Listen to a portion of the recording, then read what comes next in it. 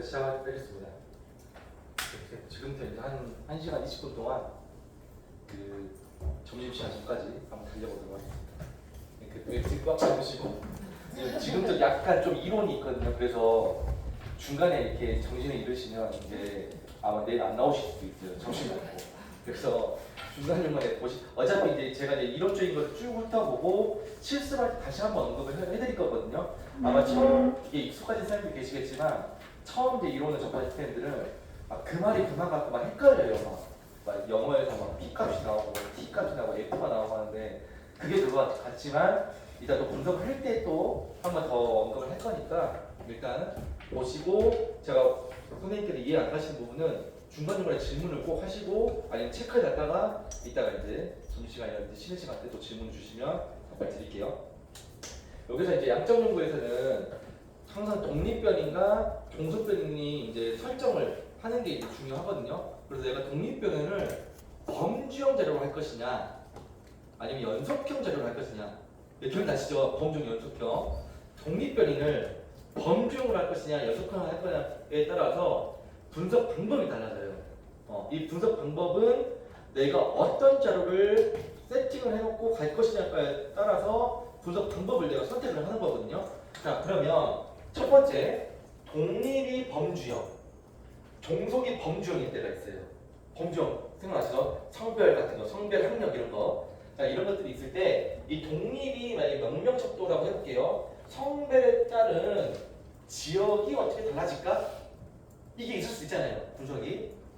성별에 따른 예를 들면 반대로 학교 교직 경력에 따른 제가 이제 학교를 얘기해볼게요. 교직 경력에 따른 어떤 커피를 좋아할까? 교직 경력에 따른 어떤 식사 메뉴를 좋아할까? 다 뭐예요? 범주형이잖아요. 자, 이때는 자 범주형 자료는 기본적으로 뭘 안 한다고 했어요, 선생님들? 평균이나 표준 편차를 구하지 않아요. 구할 필요가 없잖아요. 카운팅만 하는 거잖아요. 빈도가 얼마나 많은지. 이때 분석 방법은 교차 분석이에요. 교차. 크로스테이를 합니다.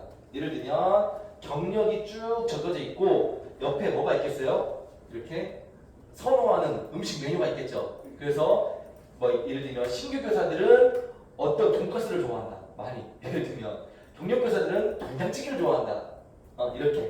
이렇게 교차로 이렇게 X축과 Y축이 있을 때 행과 열로 조사가 돼요. 나중에 또 보여드릴게요. 그래서 이게 교차 분석입니다. 이 교차 분석에서는 뭐 평균이나 이런 걸 구하지 않아요. 카운팅만 하는 거예요. 그럼 카운팅 할 때 뭐가 당연히 따라온다 했죠? 퍼센테이지가 따라옵니다. 그래서 여기까지 따라오고 그 다음에 이제 본격적으로 우리가 이제 범주형, 독립이 범주형이에요. 종속이 연속형입니다. 리커트 족도, 너 기분 어때? 이런 거 있잖아요. 이 시간 정도를 찍는 거. 자, 첫 번째 예를 들어서 명령 척도가 있다 이거예요. 독립이 성별에 따른 성별 나시죠? 1 아니면 2예요. 머릿속에 딱 기억하세요. 남자는 어떤 느낌이 있고 여자는 어떤 느낌이 있고 이걸 조사하는 거예요. 성별에 따른 사회성 점수가 달라질까? 남자 여자에 따라서 우리 반 학생들을 측정을 했는데 남자 여자에 따라서 사회성 점수에 차이가 있을까? 이거 궁금하잖아요. 이때 검사하는 거는 T 검증입니다. T 검증. T라고 해요. T 뭐 검증이라고 하고 이 T 검증은 독립이 범위가 두 가지일 때요. 두 개일 때. 남자나 여자 이렇게. 독립이 명명 개수가 카테고리가 두 개일 때는 T 검증하는 거예요. 항상 T 검증. 자, 그럼 이 T 검증은 뭐냐면 자 사전 검사와 사후 검사도 T 검증이에요. 이거 두 개지들. 사전, 사후 두 개잖아요. 두 개 차이가 있냐를 보는 거잖아요. 두 개일 때는 항상 T 검증입니다. 두 개에 뭘 보는 거냐면 평균의 차이를 보는 거예요. 평균의 차이. 남자와 여자와 평균의 차이가 있을까? 어떤 평균? 사회성의 평균, 사회성 점수의 평균의 차이가 있을까를 보는 게 T 검증. 뒤에 또 볼게요. 이런 게 있다라고만 그냥 쭉 그냥 개관으로 살펴보고 목차 보시다고 보시면 돼요. 자, 그 다음에 명령이 근데 세 개일 때도 있잖아요. 남녀가 아니라 이 카운팅에 있는 게 세 개일 수도 있어요. 예를 들면 이 지역을 해볼게요. 수도권 그리고 예를 들면 뭐 도시권 뭐 이렇게 농어촌권 이렇게 해볼게요. 예를 들면 이 세 개에 따라서 자 앞에는 남녀 두 개를 선택하는 두 개에 따른 차이잖아요. 근데 이건 세 개에 따른 차이예요. 하나, 둘, 세 개에 따라서 사회성의 차이가 있을까? 이때는 F 검증입니다. F 검증. 자, 이 F 검증과 T 검증의 차이는 뭐냐? F는 T를 여러 번 하는 거예요. 자, 예를 들면 A와 B가 있잖아요. A와 B 있으면 이 평균 차이를 구해서 그냥 계산하는 거는 T 검증이에요. T 검증. 근데 F는 뭐냐면 A, B, C가 있는 거잖아요. 그럼 얘를 A, B를 한번 해요. 우리가 하는 건 아니에요. 통계 프로그램이 자기 돌려준 결과가 나와요. 근데 그 원리를 보면 A, B를 한번 T번을 한번 합니다. T1. 그 다음에 이 B, C가 한번 해요. T2. 그 다음에 A, C가 한번 해요. T3를 해요. 그 다음에 T1, 2, 3의 관계를 한 번 더 보는 게 F예요. 이렇게. T를 여러 번 하죠. 자, 그러면 3개 이상이거든요? 4개일 수도 있겠죠, 선생님, 4개. 내가 카운트가 4개일 수도 있잖아요? 그럼 A, B, C, D 하면 얘는 몇 번의 T를 할까요? 몇 번 할까요? 이거 이제 수학, 우리 공부했잖아요. 조합, 컴비네이션. 기억나나요? 3개 중에 2개 뽑아요. 3개 중에 2개 뽑는 거. 3, C, 2, 3, 2, 2 나누니까 3번 했고 4, C, 2 하면 4, 3, 2 하니까 6번의 T를 합니다. 나중에 T 검증한 결과가 6개가 나와 있어요. 실제로 보여드릴 거예요. 나중에 이제 제가 이제 옛날 통계를 배울 때 저도 할 때 이런 걸 안 알려주고 바로 그냥 클릭만 해야 결과 보는 거예요. 이거 보면 된대요. 이해가 안 돼요. 왜 통계표가 이게 나오는지. 그래서 제가 이 생각했을 때 저같이 통계를 전공하지 않은 사람들은 이거를 한번 좀 개관을 훑고 가면 나중에 이제 표를 볼 때 좀 더 이해 가겠다 해서 설명드린 겁니다. 이미 아시는 선생님들은 그냥 인터넷 좋아하시면 보고 계세요. 네, 그렇습니다. 이거. 자, 이거 있죠. 학력이 4개잖아요. 이거 똑같이 F 검증. 5개 F, 6개 F, 7개 F. 어쨌든 간에 T는 2개고 3개 이상일 때는 무조건 F라고 보시면 돼요. 그 검증 방법이 다 F예요. 검증. 그렇다. 자, 그리고 이 명령 척도가 2가지일 때가 있어요. 명령 척도가 2개. 이게 무슨 말이냐면 이거는 척도가 하나거든요. 척도가 하나인데 선택지 카테고리가 4개예요. 근데 얘는 성별에 2개가 있고 지역에 3개가 있어요. 그렇죠. 성별과 지역에 따른 사회성 점수를 보는 거예요. 좀 다르죠, 느낌이 이거랑. 근데 이거는 뭘 보는 거냐면 상호작용 효과를 보는 거거든요. 성별도 있고 지역도 있어요. 얘 2개가 뭉쳤을 때 시너지를 보는 거예요. 이때 차이가 뭐냐? 이것도 F예요. 어쨌든 간에 이 2개만 T고 나머지가 앞에가 독립이 다 많아지면 F다. 반대로 종속도 2개일 수가 있어요. 이렇게.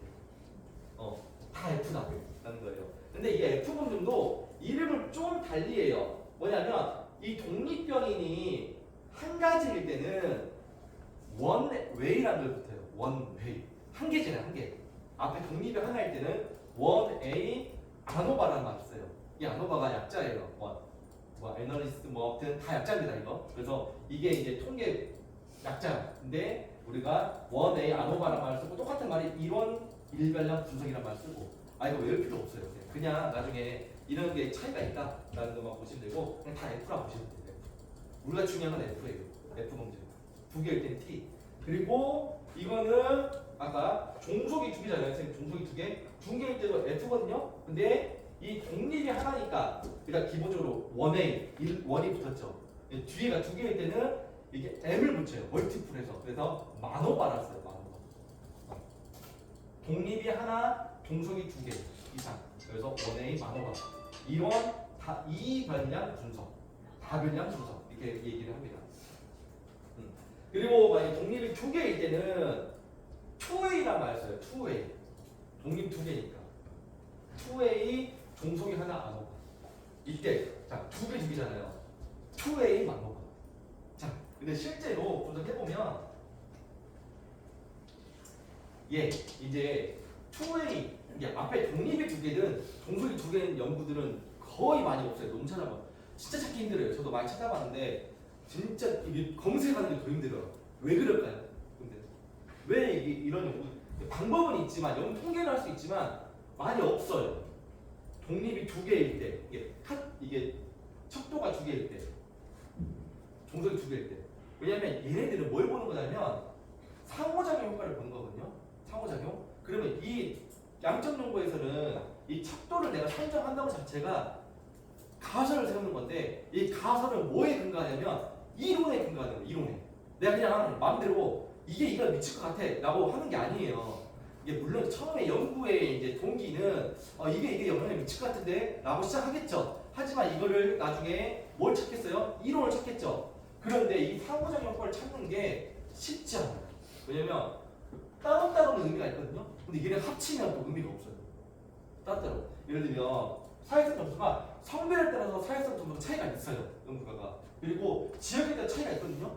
근데 얘를 본다는 거는 성별과 지역이 콜라보 됐을 때 예를 들면 성별이 남녀가 있고 지역이 하나 둘 세 개 있다 해볼게요. 그러면 2 곱하기 4니까 총 몇 개가 나오겠어요? 6개가 나오겠죠. 왜냐면 남자일 때 ABC 지역이 있고 여자일 때 ABC가 있을 거니까 6개가 나오는데 이 상호작용 효과를 보면서 의미가 있는 걸 뽑아내기가 연구 결과를 뽑아내기가 많이 없어요. 선생님께서 만약에 이 연구가 많이 됐다라고 하면 선생님 제가 뭘 써야 한다 했죠? 양념을 많이 넣어야 한다 했잖아요. 그러면 통계를 복잡하게 세팅을 해야 돼요. 이렇게. 이미 연구가 많이 된 것들은 척도를 많이 넣는다든지 아니면 뒤에 중속 변이를 많이 넣어서 좀 복잡하게 세팅을 해서 이게 연구를 해야 돼요. 근데 연구가 신선하다 하면 그냥 한 가지로만 해도 충분해요. 그래서 제가 이제 소수에 말씀드렸지만 이 통계를 고급 통계라든지 복잡한 통계를 쓴다고 무조건 좋은 논문은 아니에요. 저희 교수님이 그랬거든요. Simple is best. 왜냐면 그냥 일반 통계 하면 되는데 왜 굳이 복잡하게 하냐.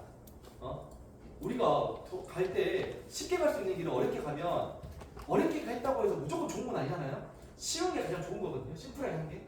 그래서 연구에서 심플한 것을 가장 찾는 게 우선이고 이 심플한 거 찾는 게 결국에 연구 주제하고 연결되는 거죠. 이게 있다라고 보고 자 연속형과 연속형도 있어요. 연속형. 지금까지 앞에는 이제 독립이 범주형이잖아요. 연속형. 뭐가 있냐면 사회성 점수가 높은 아이들이 학업 성취가 높을까? 연속이잖아요. 연관이 있을까? 이거거든요. 이때는 상관 분석이에요. 상관. 연관이 있을까? 연관. 예를 들면 우리 자동차 크기에 따라 자동차 CC에 따라서 지배 평수의 차이가 있을까? 예를 들면 연속이잖아요. 자 이때는 상관 분석입니다. 상관 분석. 상관이 있다 없다 이렇게. 근데 상관이 있어요. 있으면 좀 더 멀리 나갔으면 우리가 예측이 가능한 방정식으로 나타낼 수 있어요. 수치 y는 ax 플러스 b로 나타낼 수 있거든요. 회귀분석입니다. 회귀분석. 예를 들면 수학 점수와 물리 점수가 있다 해볼게요. 근데 수학을 잘하는 아이가 물리 잘하나요? 반대로 물리 잘하는 애가 수학 잘하나요? 뭐가 먼저예요? 물리가 먼저인가요? 수학이 먼저인가요? 수학이 먼저예요? 자 상관관계는 상관없어요. 그냥 둘이 연관만 있으면 돼요. 뭐가 앞에 상관없다고요. 수학을 잘해서 물리를 잘했냐 물리 잘해서 수학을 잘했냐 얘를 어디 넣으면 상관없어요. 왜냐면 두 개의 연관이 있다고만 봐요. 상관관계는. 그런데 얘네들이 인과관계까지 파악이 되잖아요. 우리가. 자 이거는 뭐에서 찾겠어요? 결국은 선행 연구거든요. 인과관계까지 내가 파악을 했으면 뭐가 가능하다? 회귀분석까지 가능해요. 자 내가 이제 선행 연구를 통해서 내가 이제 가설을 세우는 거예요. 수학 점수가 높은 아이들은 물리 점수가 높더라. 그래서 수학 점수로 물리 점수를 예측할 수가 있어요. 원래는 얘를 시험 봤을 때 얘를 내가 뽑는다 해볼게요. 우리 과가 이제 예를 들면 그 과학 동아리예요. 과학 동아리를 뽑아내는데 그 이제 막 고등학교 들어와서 과학 성적으로 뭐 뽑을 수가 없어요. 왜냐면 중학교 과학하고 다르니까. 근데 수학으로 내가 뽑는다 해볼게요. 그러면 얘 수학 점수를 가지고 과학 동아리에서 과학을 더 잘할 거라고 예측하는 거잖아요. 뭐? 회귀인 거예요. 회귀. 예측을 뽑으니까. 수학 점수를 딱 넣으면 과학 점수 어느 정도 나올 거를 예측이 가능한 거죠. 이게 이제 회귀 분석으로 수치학과에서 겁니다. 그럼 회귀 분석은 뭐를 전제로 까냐면 상관이 있다는 걸 전제로 까요. 그리고 상관에서 뭐까지 나와야 돼요? 인과분까지 파악돼야 돼요. 그러면 상관분석이 어려울까요? 회계분석이 어려울까요? 회계분석이 당연히 어렵겠죠. 회계분석은 상관관계가 있어야지 넘어가는 거예요. 근데 왜 사람들이 왜 상관관계가 멈추냐? 두 가지. 회계분석을 돌리니까 뭐가 안 나와요? 의미가 없는 게 상관은 있어요. 여기 상관은 있지만 회계분석에도 통계적으로 의미가 없는 거예요. 두 번째, 두 개의 인과관계가 파악이 안 되는 거예요. 자, 예를 들면 사회성하고 하고 소치를 해볼게요. 제가 보니까 학교에서 근무해보니까 사회성 좋은 애들이 공부도 잘하는 것 같아요. 애들이 인간관계로 파악할 수 있나요? 이렇게? 아니 반대로 공부 잘하는 애들이 사회성도 좋아요. 이거 인간관계가 파악이 안 되는 거예요. 그러면 회계분석까지 못 가요. 이해하셨죠? 그래서 내가 연구를 세울 때 이게 두 개 인간관계까지 파악이 가능하고 하면 회계분석까지 하는 게 베스트입니다. 그래서 어떤 거에 뭐가 뭐에 미치는 관계 뭐 이렇게 했을 때 뭐 높아졌다 낮아졌다 있지만 두 개가 이제 연속으로 자료일 때는 상관관계 분석도 하고 회계분석까지 하는 게 제일 좋아요. 그래서 이런 연구도 다 가능해요, 학생들. 저도 이런 연구 많이 해봤고 생각보다 이런 연구들이 많습니다. 그리고 연속형과 또 범주형일 때 있어요. 독립이 연속이지만 그 종속이 범주일 때는 이 로지스틱 회계분석이라는 걸 씁니다. 로지스틱. 근데 이거는 많이 안 써요. 예를 들면 비율, 대학교 학교 성적이나 학업 성취, 상하에 따라서 명명, 임용 합격 여부가 될까 안 될까? 임용 합격 여부는 된다 안 된다. 1 아니면 2잖아요. 이럴 때는 뭘 쓴다? 로지스틱 회계분석을 써요. 이것도 뭐 어렵지 않습니다. 그리고 내가 이제 결국에는 이 여러 가지가 쭉 많이 있지만 내가 어떤 연구를 할 건지를 이제 내가 결국에는 세워놔야지 이 분석 방법을 놓고 돌리고 표랑 해석을 하는 겁니다. 자, 하나씩 볼게요. 자, 이 약점 연구에서 중요한 것이 이거예요. 이 P값이 중요한 거예요. 자, 우리가 딴 거 볼 필요 없어요. 이것만 보면 답이 나옵니다. 자, 이 P값이 뭐냐면 probability value 값이거든요. 그래서 우리가 줄여서 P라는 말을 써요. 한국에서 P값. P값을 이제 표현할 때 이 별표 이게 나오거든요. 이 표가 아마 쌤들 나중에 논문 보면 표가 나와요. 근데 어떤 건 점이 하나 찍어져 있고 두 개 찍어져 있고 세 개 찍어져 있어요. 이 점만 찍어준 것도 있고 어떤 건 친절하게 숫자가 적어준 것도 있어요. 0.01, 0.016 이렇게. 어떤 것들은 이렇게 숫자가 안 적어져 있고 이게 점만 있는 거 있고 어떤 건 P까지 이렇게 된 것도 있고. 이거는 진짜 표현하는 방식이 다 다양하거든요. 어떤 그 학회나 예를 들면 학교의 그 양식에 따라서 다 달리 표현합니다. 그런데 이걸 해석하는 건 똑같아요. 이 P값을 해석하는 건데, 자, 이 P값이 0.05보다 작을 때는 별표를 하나 붙이고 0.01보다 작을 때는 별표 2개, 0.001보다 작을 때는 별표 3개를 붙이거든요. 그러면 이게 숫자 볼게요. 선생님들 P값이 점 1개일 때보다 1개에서 2개, 3개로 갈수록 점점점 이 수치가 커져요, 작아져요. 작아지죠. 작아진다는 말은 좀 더 이 정규부호 곡선에서 정규부호 곡선을 우리가 이렇게 이룬다 했을 때 우리는 정규부호 곡선을 양쪽으로 이렇게 벌어졌고 대칭한다는 걸 가정을 하거든요. 이 가운데가 평균이겠죠? 평균을 가지고 갈 때 이 P값이 0.05보다 작다는 말은 무슨 말이냐면 이 안에 95%가 들어온다. 그리고 여기가 2.5%,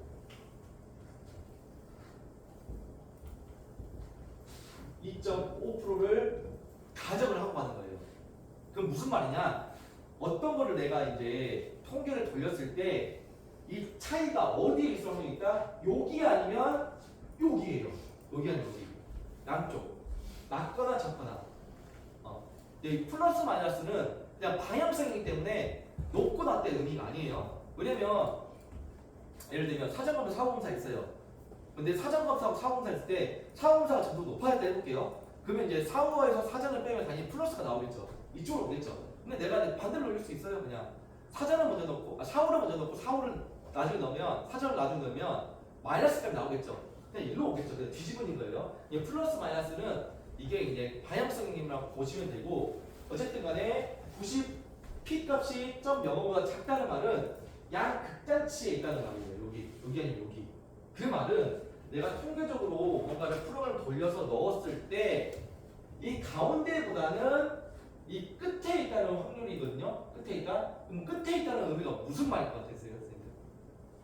통계적으로 차이가 있다는 말이에요. 자, 아까 신뢰도를 봤을 때 우리가 95%를 기준으로 사회관계에서 본다 했잖아요. 그랬을 때 이 내가 예를 들면 내가 어떤 프로그램을 투입했어요. 투입했을 때 내가 얘랑 나랑 프로그램을 같이 투입했을 때 나는 프로그램을 받은 사람이고 얘는 안 받은 사람이에요. 예를 들면 100개의 프로그램을 투입했어요.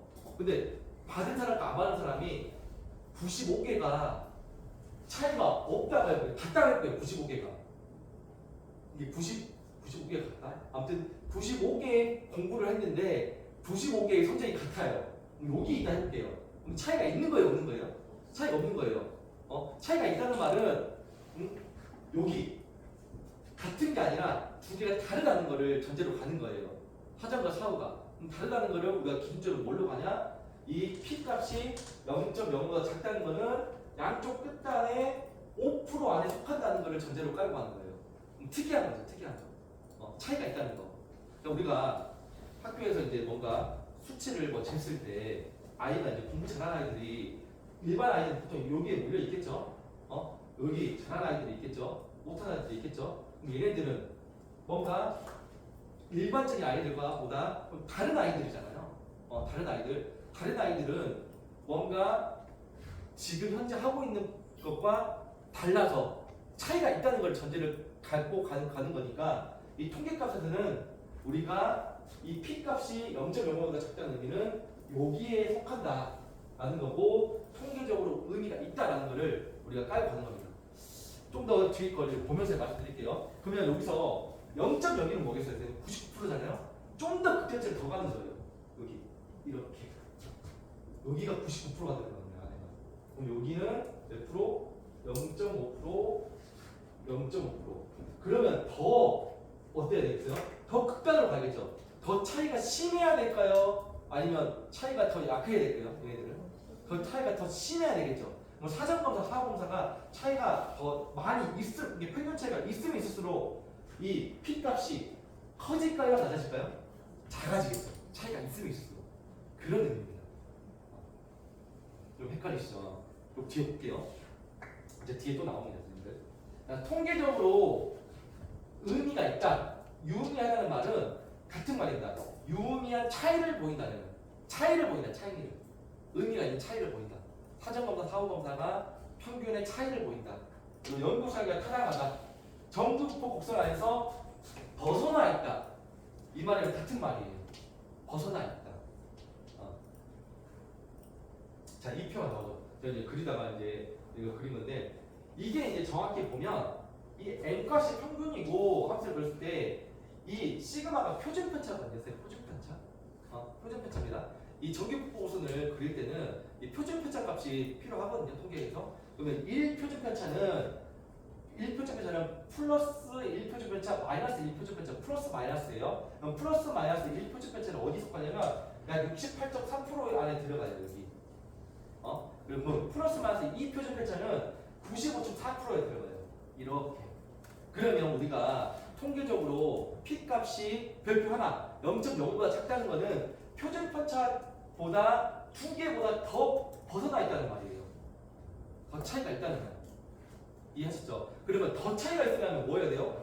더 표준 편차보다 3표준 편차보다 더 벌어져야 되는 거죠. 이렇게. 그럼 표준 편차는 뭐라 했죠? 평균에서 얼마 정도 떨어진 정도잖아요. 이게 작든 크든 이게 방향성을 의미하는 거니까 더 많이 떨어져야 돼요. 그러면 차이가 더 많아야지 이 통계적으로 의미가 있다라는 걸 우리가 전제로 깔고 합니다. 이거 계산을 하는데 나중에 사용하니까 이런 거 있다고 보시면 돼요. 이따가 또 이제 나오니까 또 이제 나오면 보여드릴게요. 그럼 교차 분석 있어요. 교차 분석. 이 교차 분석은 범주형하고 범주형. 약간 범주형. 이거는 카이 제곱이라고 얘기를 합니다. 카이 제곱. 다른 말로. 교차 분석을 우리가 카이 제곱이라고 말했어요. 카이 제곱. 용어가 그래요. 영어로. 자, 이 교차 크로스택이라고 하는데 이 카이저가 뭐냐면 명목이나 설, 범정 자료를 두 변성의 상호 관련성을 알아보자 할 때 씁니다. 이 평균을 구할 필요가 없는 척도예요. 그래서 이 카이 검증은 이 x 카이를 이제 이렇게 쓰거든요. 이렇게 x로. 그래서 카이 제곱이라고 써요. 그래서 이거를 카이 제곱이라고 읽습니다. 이거를 카이 제곱. 읽을 때 이렇게 읽어요. 통계에서. 카이 제곱 검증식 유의점은 기본적으로 표본의 수가 많을수록 바람직해요. 왜 그럴까요? 범주, 예를 들면 성배에 따라서 아니면 교직 경력에 따른 우리 음식 숫자 했을 때 사람이 많아야지 이거 칸을 다 넣을 거 아니에요. 사람이 없으면 변두수가 없으면 넣기 힘들겠죠. 그래서 이 교차 검증은 통계 숫자가 많아야 돼요. 자, 이런 게 있습니다. 자, 학교 급에 따라서 학교 초, 중, 고를 했어요. 초, 중, 고에 따라서 이건 이제 이걸로 하나로 보시면 돼요. 그리고 여기도 여기 근무지에 따라서 이렇게 하나를 보시면 되고 여러 가지 했지만 그래서 이 학교 급만 볼게요. 학교 급에 초, 중, 고에 따라서 이거 개발 주체는 뭐냐면 아까 통합교과 그 주제중심 통합교과를 만들 때 누가 주로 만드냐 이거예요. 국가가 만들어주는 거 그대로 한다.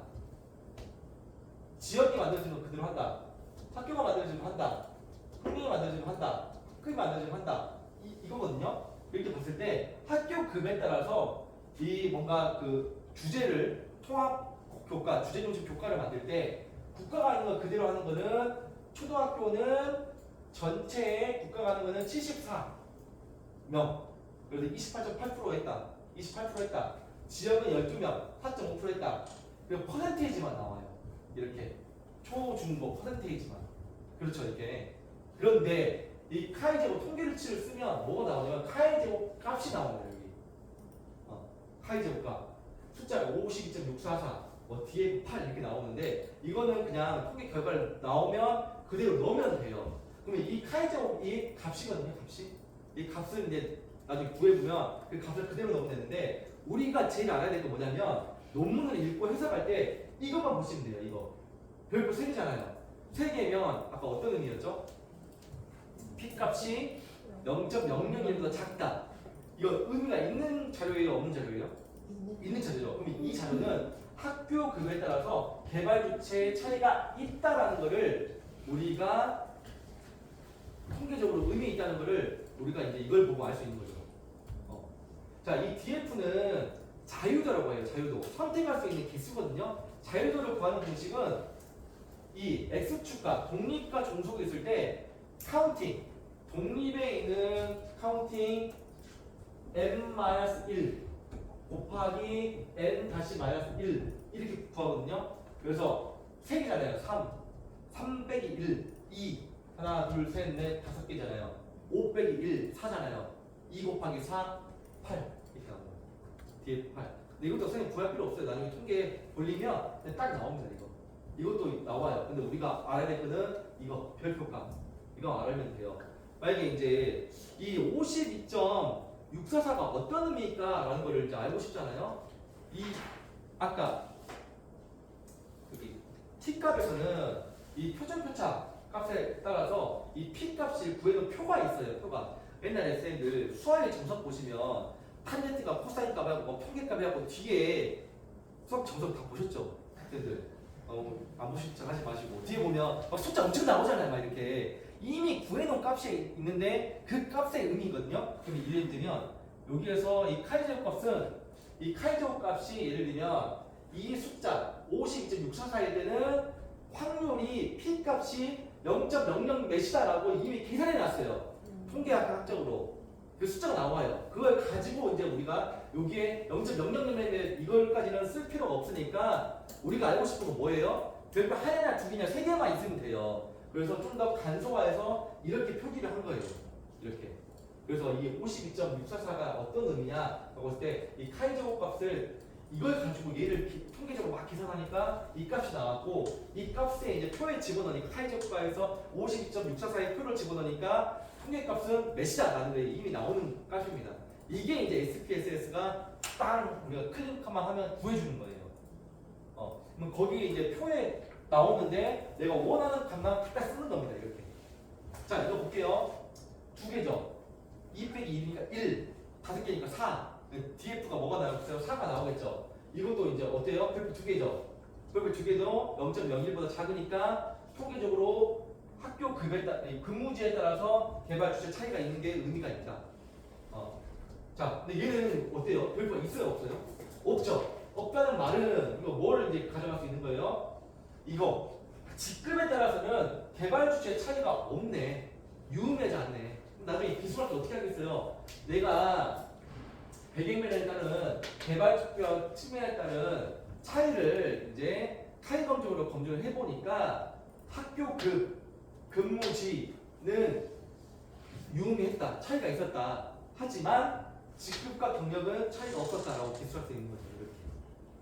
이 표를 이제 해석하는 것도 쉽습니다. 왜냐면 기본 틀이 있거든요, 선생님. 틀 넣고 숫자만 집어넣고 바꿔치기 하면 돼요.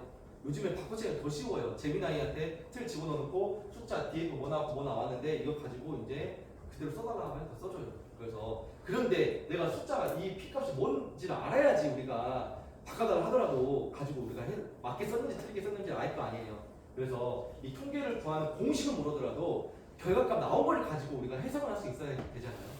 그렇습니다. 이제 본격적으로 T검증이에요. 선생님께서 가장 많이 쓰는 많이 쓰죠. T검증. T검증은 공립이 범주역 종속이 6평인데 공립에 이제 카테고리가 4개일 때 한 2개라 했잖아요. 남녀 이렇게 사전 사고 이렇게 2개일 때 그러니까 두 집단의 차이를 검증하세요. 두 집단. 자, 사례수가 보통 이제 어제 제가 말씀드렸지만 사례수가 통계학 책에서는 30개 이상일 때 이상적이라고 말을 해요. 그렇지만 이거보다 작은 숫자도 가능하다라는 겁니다.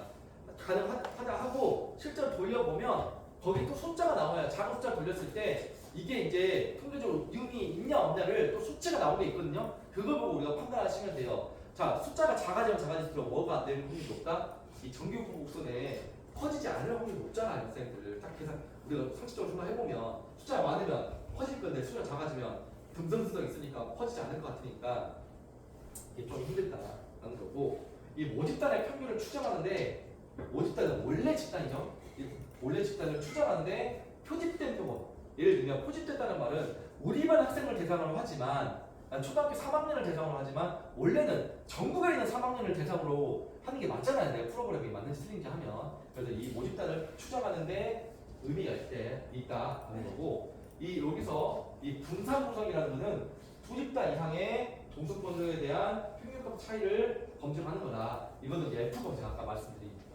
분산 분석을 F 검증 두 집단 이상이라 했지만 실제로는 세 집단부터 하는 거죠. 두 집단도 F로 가능해요. 그럼 결국 뭐가 나오고 있어요? T 검증 결과가 나와요. 왜냐면 아까 F가 T를 여러 번 한다는 걸 했잖아요. 그래서 이 두 집단이 초과일 때 우리는 이제 분산 분석한다. 자, 그래서 두 집단의 차이는 T 검증, 검증이라고 영어로 쓰면 테스트. 이렇게 T 테스트, T 검증을 위한 그래서 이 T 값을 제시하는 게 중요해요. 아까 F 검증, 아까 카이제곱 검증에서는 이 카이제곱 값, 이 카이제곱 값이 이걸 제시하는 거거든요. T 검증은 뭘 제시한다? T 값. 그리고 T에 따라서 뭐가 나오겠어요? 유의 확률이 나오겠죠. 우리가 구할 필요 없이 딱 하면 결과 나오는 거고 해석하면 된다. 차집단에서는 아노바 이용하는데 이 아노바는 F 검증이라 했잖아요. F 값이 나와요. F 값. F 값에 따른 유의 확률이 나오고 그걸 이용한다. 그럼 T 검증을 해볼게요. T 검증은 크게 3개입니다. 3개. 왜 2개 집단을 비교하는데 왜 3개나 되지? 이럴 수 있잖아요. 자, 단일 표본 T 검증이 있고 독립 표본 T 검증이 있고 대응 표본 T 검증이 있어요. 다 헷갈리죠, 학생들. T가 3개가 있는데 이거는 단일은 원 샘플. 예를 들면 선생님들 이미 만들어진 표준화 검사가 있다 해볼게요. 선생님 표준화 검사가 있어요. 선생님이 우리 표준화 검사 돈 주고 하잖아요. 근데 이게 우리가 비례 검사 IQ가 어디쯤 있고 사회성 어디에 있고 뭐 진로적은 뭐 어디에 있고 이런 점수가 나오잖아요, 수치가. 근데 이거를 우리 반 애들 평균하고 비교해서 하는 거예요? 아니죠. 얘 거 그냥 딱 수치 그냥 갖다 OMR 카드나 이런 거 갖다 대면 딱 나올 거거든요. 무슨 말이냐면 이미 표준화된 점수가 있어요. 이미 있는 결과에 내 것만 딱 집어넣으면 원 샘플 내 것만 이미 집어넣으면 값이 나오는 거예요. 이게 이제 단일 표본 T 검증입니다. 이것도 집단이 2개긴 2개예요. 뭐 이미 만들어진 집단, 만들어진 집단과 내 거 두 개의 집단을 비교하는 거잖아요. 차이가 있냐 없냐. 그래서 T라 하는데 내 것만 집어넣는 거. 자, 독립변경 T 검증 이 있고 대응표본 T 검증이 있습니다. 쌤 이제 대응표본을 먼저 볼게요. 이 영어에서 보듯이 짝짓었다는 거냐, 회원제 됐잖아요, 하잖아요. 이게 뭐겠어요, 선생님들? 사전 사후 검사 하는 것. 대응표본. 자, 독립은 뭐겠어요? 두 개의 집단이 독립인 거예요. 연관이 안 되는 거. 남녀. 남자이면서 여자일 수가 없잖아요. 우리가 뽑을 때 남자와 여자애가 사회성의 차이가 있을까? 이렇게. 이거는 독립변경 T 검증. 사전 사후 검사 이거 대응표본은 사전 집단과 사후 집단이 있어요. 이게 사전 검사했고 사후 검사를 했는데 이 집단이 따로따로 아니잖아요. 같은 애들이잖아요. 그때는 대응표본. 또 하나씩 볼게요, 여러분들. 자, T 검증에서 단일 표본 T 검증이죠. 원 샘플 T 테스트입니다. 이때는 관찰된 평균과 관찰된 내가 지금 그 IP 테스트 하는 거예요. 비내 IP 테스트를 했었을 때 내가 딱 집어넣었을 때 기존에 설정된 측정값과의 차이를 보는 거예요. 이미 만들어진 거, 표준화된 검사된 거. 단일 표본의 평균이 특정 상수와 같은지 여부를 판단하는 겁니다. 단일 모집단에서 추측한 표본으로부터 모집단 평균을 추론하는 건데 무슨 말이냐면 우리 반의 학업 성취도와 옆반의 학업 성취도가 차이가 있을까? 이 옆반은 이미 구해진 게 있다 해볼게요. 이건 이미 구해진 거예요. 그럼 우리 반만 딱 집어넣으면 옆반과 차이를 비교하는 거잖아요. 그러니까 이런 때, 자, 우리 반의 학업 성취도와 전국의 학업 성취도가 전국 학업 성취도는 이미 구해져 있어요. 이거 차이가 있을까?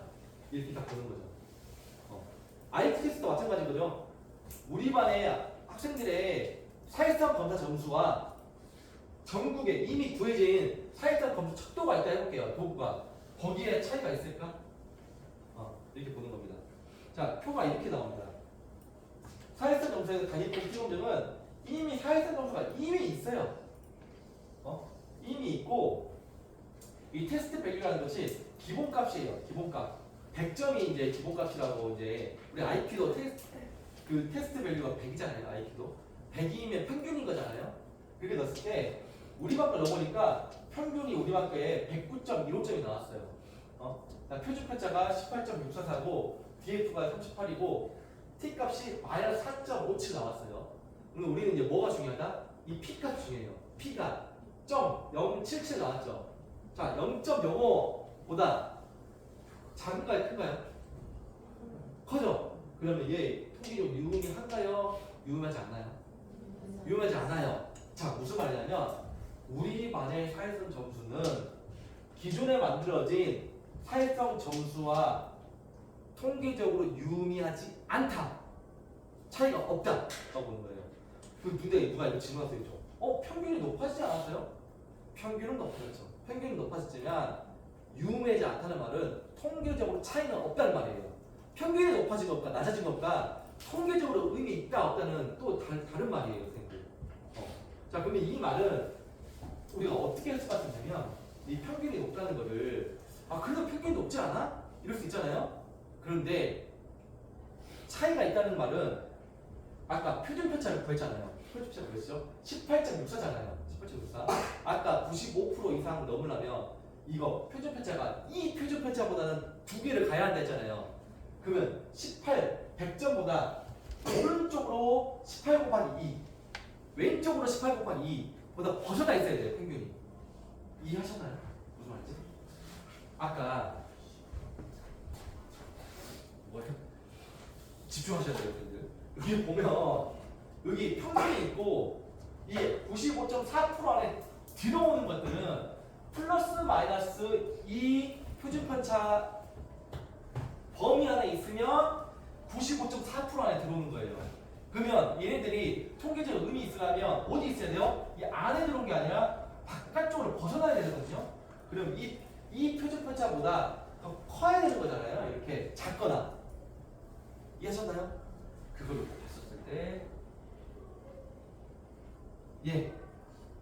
100점이 테스트 밸류인데 100점보다 표준 편차가 18.64 나왔잖아요. 그러면 이 18.64보다 법안 이 표준문자 두 개 갔을 때는 몇이죠? 136 정도 되거나 아니면 마이너스로 이제 60 몇 정도, 61 정도 돼야지 이제 벗어나 있다는 말이잖아요. 근데 지금 그렇지 않다는 거죠.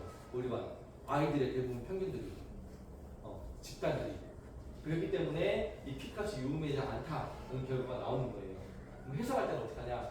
이 4세 정도에 대한 단위평균 T검진 결과 T값이 38, 이 BF 값이 똑같은데 이렇게 할 때 마이너스 4.57로 P가 0.05보다 크다. 왜냐면 작지 않잖아요. 크기 때문에 4세 정도의 평균이 비교 정도의 100과 통계적으로 유의미한 차이를 보이지 않았다. 따라서 표본에서 조사하는 사회성 점수를 모두 다 사회성 대표랑 통계치라고 할 수 있다. 이렇게 보는 거죠. 자, 그 다음에 이제 T검정을 보겠습니다. 범주형과 연속형 있는데 독립형은 T검정을 볼게요. 성별에 따른 차이가 있을까? 이렇게 독립형이 성별에 따른 차이가 있을까? 보겠습니다. 그러니까 두 개의 독립된 집단 간의 평균이거든요. 독립된 거. 성별, 남자, 여자. 자, 그러면 두 개의 표본이 독립적이라는 것은 남자 집단에 포함되는 표본은 여자 집단에 포함되지 않는다는 걸 전제로 하거든요. 맞잖아요. 이거 뽑을 때 A이면서 B일 수면 안 되는 거예요. A 뽑히면 이 B는 안 되는 겁니다. 그걸 전제로 가지고 우리가 통계를 구하는 겁니다. 즉, 우리가 이제 통계 공부했을 때 이런 거죠. 독립적인 표본이 말하면 표본 추출해서 비보건 추출하는 경우다. 비보건. 또 집어넣고 또 바꾸는 게 아니잖아요. 우리 굿을 뽑을 때 빨간색에 파란색 있을 때 한 개 뽑아버리면 끝나는 거예요. 다시 넣는 게 아니라. 그러니까 우리 반의 학업 성취도와 옆반의 학업 성취도가 차이가 있을까? 우리 반은 이면서 옆반일 수 없잖아요. 그냥 우리 반 한 개 집단, 옆반 한 개 집단 차이를 구하는 거예요. 성별에 따라 학업 성취도 차이가 있을까? 남자일 때 여자와 차이가 있을까? 이렇게 구하는 거죠. 자, 이건 이제 어떻게 나오냐? 집단이 남자, 여자를 보는 거예요. 남자, 여자일 때 남자 평균이 3.63이에요. 여자 평균이 2.98이에요. 우리는 일반적으로 이제 이걸 보고 우리가 여기까지 많이 수익을 구하잖아요. 그럼 보고 이제 뭘 우리가 구하겠어요? 남자가 3.63인데 여자가 2.98이에요. 이거 보고 남자가 평균이 높네. 남자가 성별 때는 사회성 점수가 차이가 남자가 높기 때문에 더 높아 라고 과연 우리가 해석할 수 있겠냐라는 거예요. 그냥 우리가 통계를 안 배웠을 때는 이거 보고 남자 집단이 높아 라고 할 수 있지만 이제 P값까지 봐야 돼요. P값이 몇이에요? 0.027잖아요. 0.05 작죠? 통계적으로 유의미하지 않다? 유의미하다. 집단 간의 차이가 있다. 그래서 남자가 더 높다 라는 걸 가져. 그런데 평균은 높지만 통계적으로 유의미하지 않은 때가 있거든요. 어떤 경우가 있을까요? 어떤 경우? 제가 이 통계를 P값을 보아야 되는 이유가 있어요. 왜냐면 이 집단에 예를 들면 특출나게 뛰어난 애들이 있어요. 영재가 있어요. 특출나게 예를 들면 평균을 구해볼게요. 우리 반 평균이 보니까 남자가 80점이 남자가 90점을 할게요. 90점이고 여자가 85점이에요. 자, 누가 공부 잘하나요? 이건 집단의 평균을 보는 거죠. 남자 집단이 공부 잘하나요? 여자 집단이 공부 잘하나요? 아, 진짜요? 진짜? 아닐 수도 있다는 거예요. 예를 들면 제가 그냥 이게 단순하게 넣어볼게요. 여자애들은 보통 85, 84, 86, 이 정도의 점수를 했다 해볼게요. 근데 남자애들은 50점, 40점, 60점 애들이 있어요. 근데 100을 받은 애들이 한 2명들이 있어요. 대부분 다 이런 애들인데 특출난 자녀들 몇 명 있어요. 그럼 얘가 우리가 평균을 그려버리면 이걸 못 보잖아요. 근데 얘네들이 이렇게 있어요. 그러면 이렇게 놓고 봤을 때 누가 공부 잘하나요? 여자들이 대부분 다 잘한다고. 잘하는 애들이 훨씬 많아요. 그럼에도 불구하고 평균값은 뭐가 높아요? 얘가 높겠죠. 근데 얘를 평균만 보고는 이 집단에 뭘 볼 수 없어요? 이 정규 보고서를 볼 수가 없어요. 그런데 얘를 통계 돌리잖아요? 그러면 얘는 남자가 높지만 통계적으로 유효하지 않다 나올 거예요. 이런 데이터는. 그러면 우리가 뭘 볼 수 있냐? 사전사후 검사를 했을 때 이렇게 해석할 수 있어요. 사전사후 검사했을 때 점수가 높아졌다 해볼게요. 1점 막 이렇게 높아졌다 해볼게요. 근데 우리 반 애들이 15명이에요. 15명 중에 한 12명은 그냥 그대로예요. 근데 3명이 원래 한 20점 맞았던 애가 툭 치더니 막 6, 7점 돼버렸어요. 막 얘네들이 그 전체 추정치를 오염시켰어요. 근데 통계값을 좀 극단치로 몰아놨어요. 그러면 평균값은 당연히 높아졌지만 통계적으로 계산을 해보면 의미가 없다고 나오더라고요. 이해하셨죠? 그래서 우리가 이제 논문을 쓸 때는 이 통계값을 구해야 되는 이유입니다. 그냥 우리가 이제 쌤그 학교에서 용법기 보고서나 예를 들면 할 때 평균값이 높아졌어 이 정도로 우리가 제시할 수 있지만 진짜 그럴까? 우리가 어떤 극성인 학교에서 아이들의 극성인 학부모가 있어요. 그 학부모들이 극단치로 막 찍어버릴 수 있잖아요. 점수를 예를 들면 그러면 이제 이게 그래서 사례수가 많아야 된다는 거예요. 사례수가 많으면 많을수록 이 극단치 몇 명이 있더라도 그게 희석돼요. 근데 사례수가 예를 들면 100명이면 똑같이 100명일 때 3, 4명이 이렇게 극단치 찍은 것과 10명일 때 3, 4명이 찍은 것과 이거는 평균에 문제를 주겠죠. 그래서 사례수가 많으면 많을수록 이게 이제 이 양적 연구에서는 유리합니다.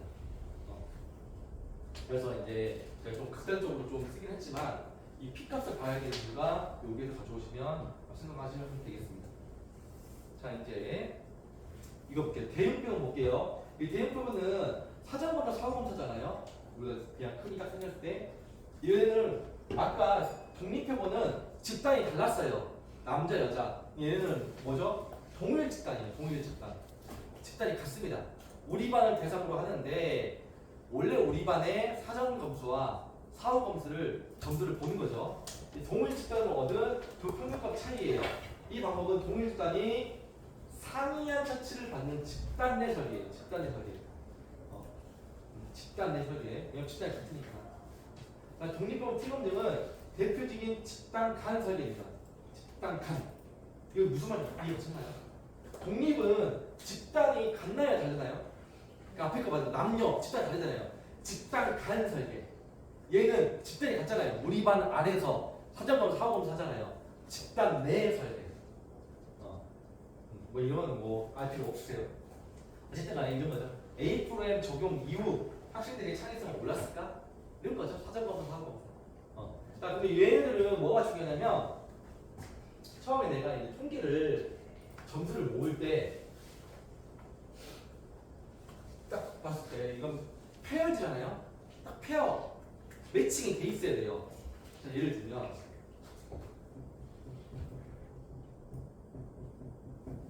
사고 점수가 있다 해볼게요. 그냥 바로 평균값만 그냥 적어볼게요. 자, 1번, 2번, 3번, 4번, 5번, 6번 학생이 있다 해볼게요. 자, 그러면 내가 이게 여기다가 코딩이라고 해서 입력을 하는 거잖아요.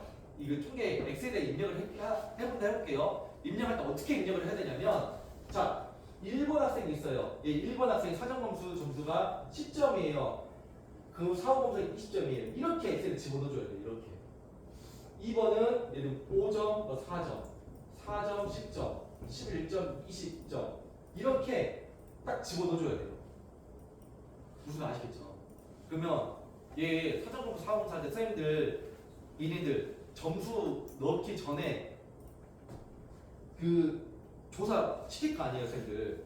누가 어떤 거 했는지 알고 있어야 돼요. 그래야지 나중에 엑셀 집어넣을 때 우리 반에 1번에 강대호라는 애가 있어요. 그럼 강대호 거 사전공부도 집어넣고 강대호 거 사후공부도 집어넣을 거 아니에요. 근데 종이에 아무것도 표시 안 돼 있으면 아무거나 집어넣을 거 아니에요. 그냥 평균만 구하는 게 아니라 처음부터 입력할 때 이 매칭 시켜서 집어넣어야 돼요. 여기다가 코딩을. 자, 그러면 이해하는 방법 어떤 방법이 있을까요? 이렇게 넣으려면 종이로 하면 제일 쉬워요. 종이로 해서 걔한테 이름 적으려 하면 돼요. 위에 적으려면 나중에 내가 사전공사 해놓고 얘 거 몇 점 이렇게 하면 되겠죠. 왜냐면 그 바로 보이니까. 근데 우리가 온라인을 돌리면 어떻게 하면 좋을까요? 그렇죠. 온라인도 거기다가 애들 이름을 쓰게 해요. 그럼 나중에 이제 엑셀 쭉 했을 때 필터 빼갖고는 가나다 수를 딱 조정해서, 아니면 번호가 있어도 좋죠. 사실 번호가 있으면 1, 2, 3, 4번을 해놓고 딱 번호대로 필터해서 딱 이렇게 순서대로 해서 딱 국사 붙여넣기 딱딱 집어넣으면 되겠죠. 그래서 근데 만약에 사전검사 사후검사 할 때 온라인 돌릴 때 그걸 안 해놓잖아요. 나중에 검증이 안 돼요. 그냥 집단 비교밖에 안 되는 거예요. 뭐밖에 그걸 안 해놓으면 페어 안 되면 아 우리만의 사전공수 전체 뭐 10명이 떼볼게요. 10명 사전공수가 38점이었어. 전체가 이제 50점이었어. 아 12점 올랐네. 이거밖에 안 돼요. 이렇게 매칭 안 시켜놓으면 매칭을 시켜야지 이제 이 P값이 보여집니다. 여기서. 그래서 이런 게 있죠. 여중생의 부모와의 애착 점수가 차이가 있을까? 라는 거예요.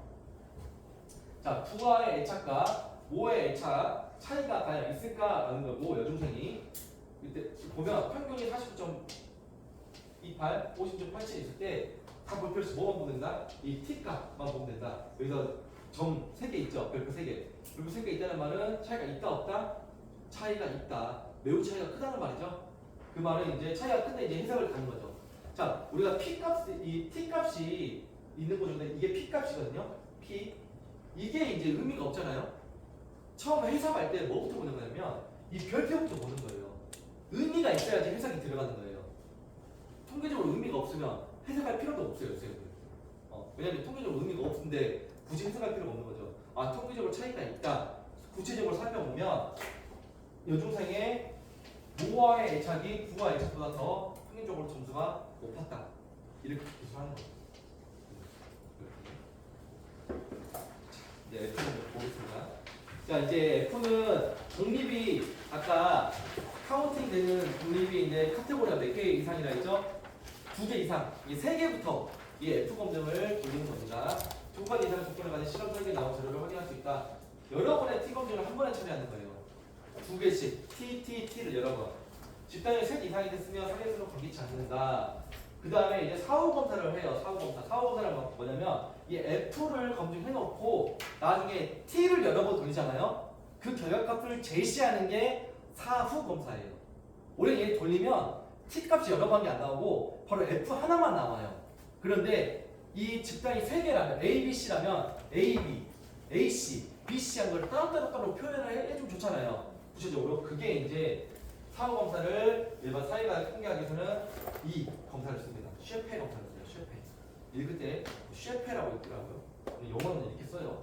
거기에 이제 클릭하는 게 있어요. 그래서 나중에 실험해볼게요. 자, 통계까지 이렇게 나와요. 자, 원웨이 원웨이라는 거는 척도가 하나죠. 자, 학급 규모에 따라서 하나, 둘, 셋, 4개죠. 2개보다 넘잖아요. 이 학급 규모에 따라서 과연 교사의 교수 효과성에 차이가 있을까? 라는 연구예요. 자, 학급 규모에 따라서 뭐만 보면 된다? 이 F값을 보면 돼요. F값을 보면 별표가 나와 있어요? 안 나와 있어요? 없죠. 즉, 안 나와 있다는 말은 P가 0.05보다 크다는 말이죠. 자, 그럼 우리가 이렇게 해석하죠. 학급 규모에 따른 교수 효과성에 차이가 있다, 없다? 없다. 그래서 해석할 필요 없어요. 이것만 쓰면 돼요. 학급 규모에 따른 교수 효과성의 차이를 보다가 통계적 유의만 차이는 없다. 야, 여기 보니까 평균이 여기 높았잖아. 6학급 이하일 때 초등교사가 수업을 해보니까 학교의 6학급 이하일 때, 즉 학교가 작을수록 수업에 더 만족도 효과성이 더 높을 때, 야, 평균이 높은데? 이럴 수 있잖아요. 그런데 평균 통계적으로 차이가 있다 없다? 없다. 이 평균이 높다는 거는 높게 나올 수는 있지만 통계적으로는 의미가 없기 때문에 해석할 가치가 없는 거예요. 우리가 논문으로 봤을 때, 통계적으로 봤을 때. 자, 이런 것도 있습니다. 자, 교실 수업 상황을 분류한 거예요. 이 몇 가지로 상황을 분류하냐면 8가지로. 8가지니까 이 카테고리가 3개 이상, 3개보다 넘잖아요? 이때 F 문제 하나예요. 이거에 따른 교수 효과성의 차이가 있냐라는 보는 거죠. 교수 효과성 보니까 뭐만 보면 된다? F 값 별표 3개 있죠. 자, 이거 어떻게 해요? 교실 수업 상황에 따라, 상황 유형에 따라서 교수 효과성은 차이가 유의하다. 이렇게 보는 거예요. 유의하다. 이렇게 해석할 수 있고, 이제 유의했으면 이거 가지고 해석 들어가는 거예요. 이제 유의하니까 구체적으로 보니까 뭐가 제일 높죠? 보니까 유형 8유형이 제일 높네요. 8유형이 가장 높았고, 그 다음에 이제 뭐 7유형이 됐다. 가장 낮은 거는 보니까 1유형이 가장 낮았다. 이렇게 우리가 이제 그 다음에 기술을 하는 거죠. 여기 보면 이 셰페라고 해서 이게 실패가 뭐 한다 했죠, 선생님들 아까?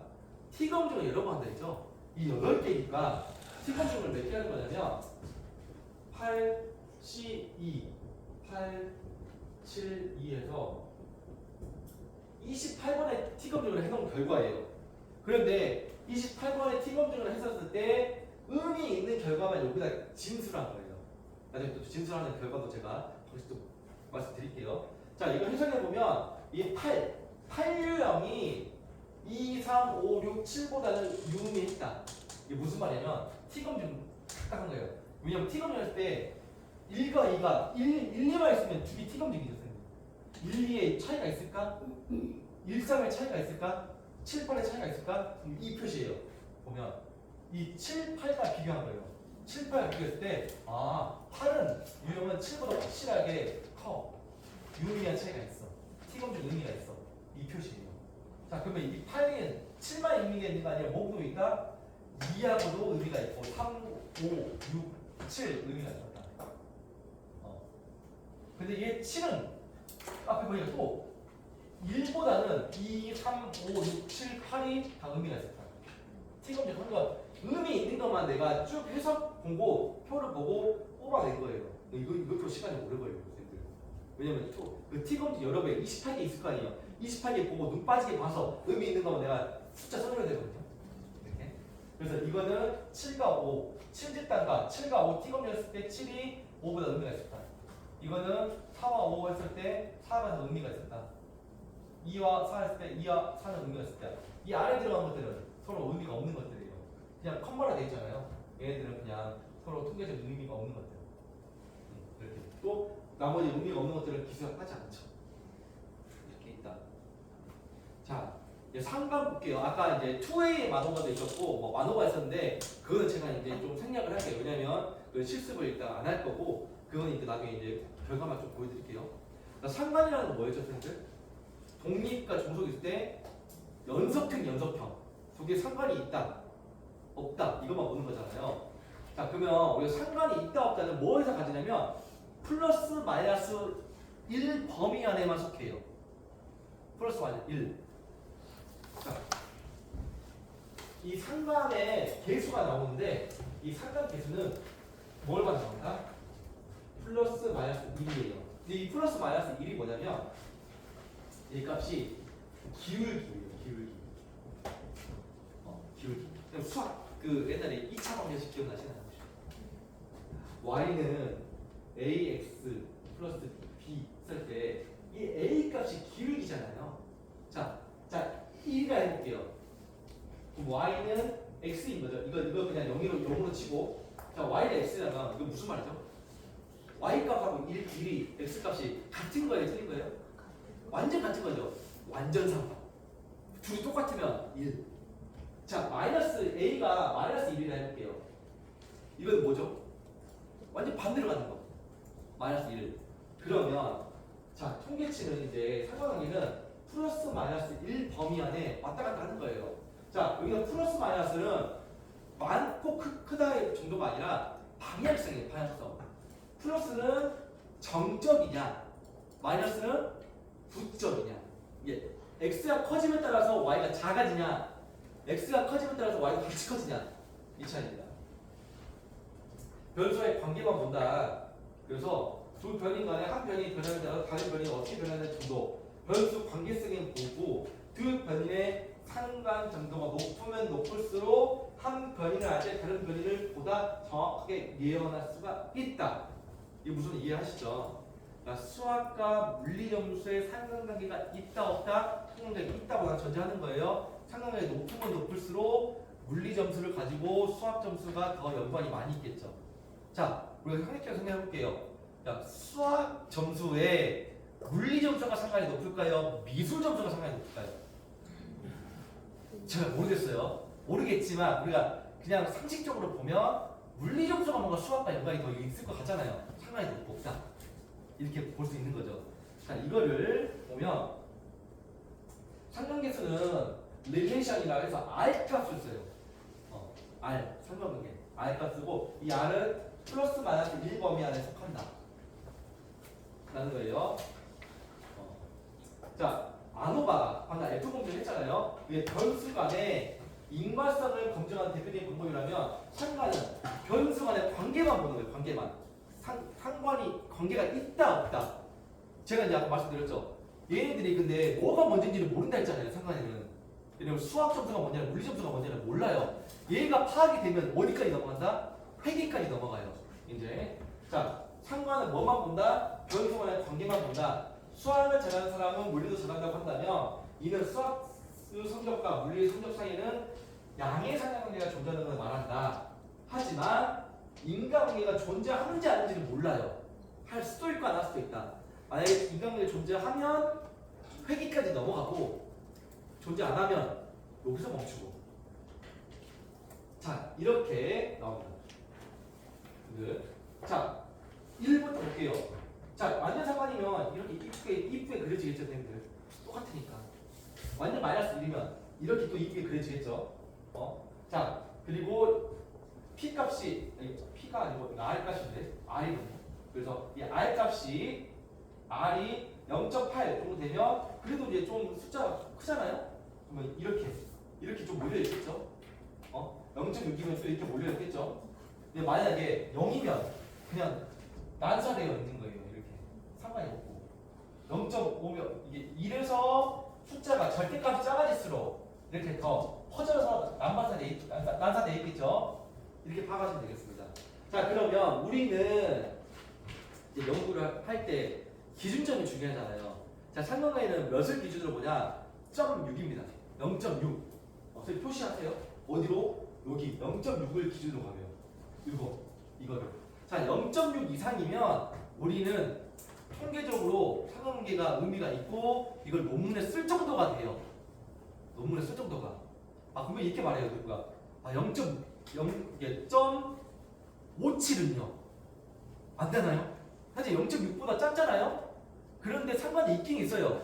자 여기가 보면 0.4 이상이면 확실히 상관이 있거든요. 근데 이건 연구자가 판단하는 거예요. 통계치가 그 R 값이 크면 클수록 좋겠죠. 상관이 더 높겠죠.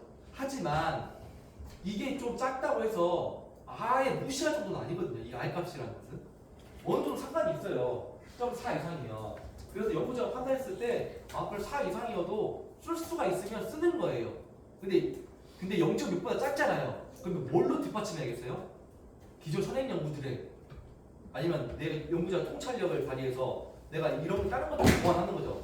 관찰해보니까 질적인 것도 관찰해보니까 이런 관계가 있다더라. 이렇게 보완하면 꼭 0.6보다 작더라도 보완을 해서 사용이 가능합니다.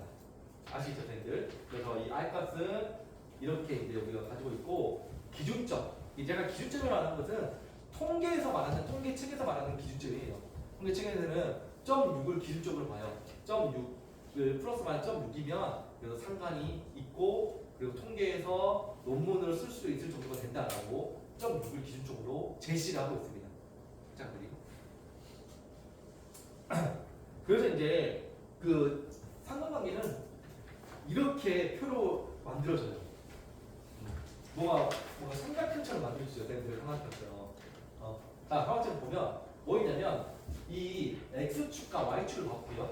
이 축을 보면 1, 2, 3, 4, 5, 6, 7, 8, 9, 10, 11, 12, 13 13개를 물어본 거예요. 연구 변수를. 그리고 이 오른쪽도 13개가 있어요. 여기다가 1번 치기적인 거, 2번 선지적인 거 다 쓰면 좋은데 그러면 큰 한이 너무 많아지니까 1은 1, 2는 2 이렇게 쓴 거예요. 자 그러면 이거의 의미는 친교적 행동과 친기적 행동과 친기적 행동의 상호관계가 얼마나 쓴 거잖아요. 이거 같은 거니까 당연히 1이겠죠. 여기 1, 그래서 다 1이에요 여기. 왜냐면 13번과 13번 같은 거잖아요. 이해하셨죠? 그리고 왜 반쪽은 없지? 얘가 뭐죠? 선대칭이에요. 선대칭. 그러니까 반쪽은 날리는 거예요. 써도 돼요. 근데 지저분하니까 이렇게 보면 깔끔하니까 원래 이제 심플 이즈 베스트 깔끔한 걸 좋아해요. 통계는. 그래서 수차 막 난잡한 안 좋아하고 양적연구 논문 보시면 아실 거예요. 이 글자들도 글밥이 별로 많이 없어요. 원래 통계하거나 뭐 수학을 좋아하는 사람들은 막 글이 많지 않아요. 그냥. 왜냐면 이것만 보면 다 우리가 이해되거든요. 근데 근데 여기 밑에 사실 논문에서 이거 써놓고 밑에 안 써도 돼요. 이거 양적 요구는 왜? 이것만 보면 이해되니까. 그런데 이걸 못 보는 사람들을 위해서 친절하게 제시를 해주는 거예요. 근데 질적 요구는 뭐가 없어요? 숫자가 없어요. 그러니까 만연체 글이 많아질 수밖에 없어요. 그래서 선생님들 논문을 다운받잖아요. KCI든 그거든. 그러면 KCI든 리스트 다운받으면 질적 요구는 페이지 수가 굉장히 많아요. 양적 요구는 페이지 수가 적어요. 저도 이제 논문을 쓰면 양적 요구는 한 30페이지 쓰거든요. 아니 질적 요구는. 근데 양적 요구는 쓸 말이 없어요. 왜냐면 이거 표가 있는데 이거 쓸 말이 없어요. 막 쥐어짜도 쓸 말이 없어요. 막 그냥 해석하는데. 그래서 보통 양적 요구는 20페이지 안쪽으로 다 쓰는데 질적 요구는 막 30페이지 돼요. 막. 왜냐면 할 말이 많아져요. 막 하다 보니까. 그렇습니다. 한 페이지고. 자 여기서 보면 .51, .27, .49 있잖아요. 이 숫자가 의미하는 게 뭐겠어요, 선생님들? I 값이에요. 근데 아까 R에서 우리가 뭐일 때 의미 있다고 우리가 통계적으로 본다?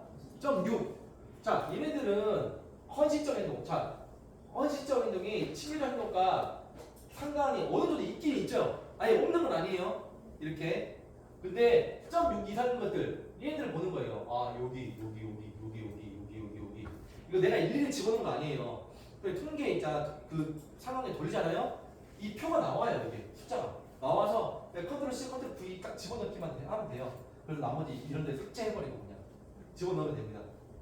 자, 9시 .6 이상인 것만 보는 거예요. 여기서 상관이 있구나. 그리고 여기에서 별표가 있는 것들이 있어요. 더 별표가 있는 거는 어떤 의미냐면 상관관계가 있으면서 통계적으로 유의미하다. 자, 지금은 이제 이 연구는 잘된 연구여서 다 통계적으로 유의미하다가 다 찍혀 있거든요. 근데 어떤 것들은 상관관계가 높지만 통계적으로 유의미하지 않은 것들도 있어요. 그런 것들도. 그런 것들은 내가 이제 봤었을 때 해석을 안 하는 거죠. 통계적으로 유의미하지 않은 것들은 해석을 안 해요. 그래서 항상 우리가 별표 있는 걸 본다. 그리고 이제 이 상관관계에서 이게 있습니다. 상관관계에서 1과 마이너스 1이면 무조건 좋을까요, 선생님들?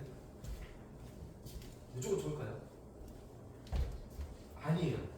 무조건 좋진 않아요. 왜 안 좋을까요? 상관관계가 1이에요. 예를 들면 A를 측정하고 B를 측정하는 거 완전 같아요. 1이에요. 좋을까요, 안 좋을까요? 안 좋아요. 왜 안 좋을까요? 논문 설계를 잘못한 거예요. 굳이 같은 건데 왜 측정했냐 이거예요. 굳이 연구를 왜 했냐 이거예요. 같은 놈인데 측정할 필요가 없는 거죠. 그럼 연구 설계가 뭔가 문제가 있는 거예요. 그래서 상관관계는 0.6보다 크고 0.8보다 적으면 좋아요. 0.6에서 0.8 정도 사이. 이게 1이면 이거 잘못된 연구라고 판단하는 거예요. 왜냐면 동일한 변수를 갖고 왔다.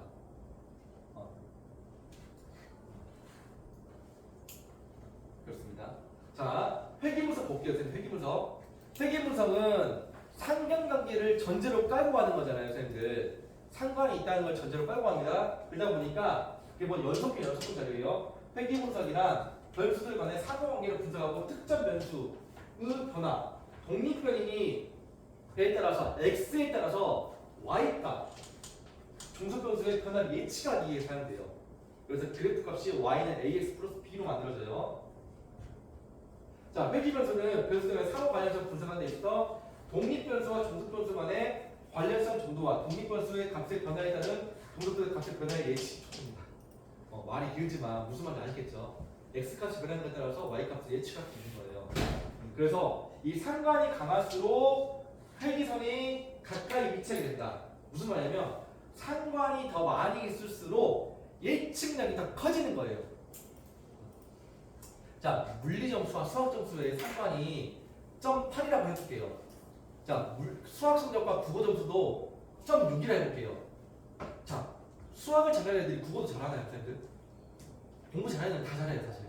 근데 이제 제가 가정을 해볼게요. 국어와 수학 관계는 0.6 상관이, 물리와 수학은 0.8. 자, 0.8, 즉 상관관계 값이 높을수록 뭐 할 수 있다? 더 예측이 더 가능하다. 더 잘할 수 있다.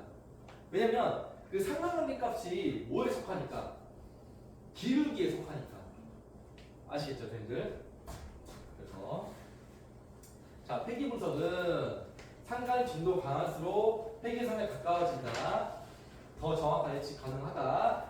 그리고 독립과 종속변수 분포에서 실제 분포된 종속변수의 값들로부터 가장 오차가 적은 직선을 찾는 과정이고 이건 어떤 방정식을 원한다? y는 ax 플러스 b를 원한다. 기울기 a를 획기계수 이거는 삼각관계 계수랑 같습니다. b를 상수 왜냐면 공환한 상수 왜냐면 두 개의 시작점이 다를 거니까 x축과 x와 y 값이 자 이거는 내가 구할 필요 없습니다.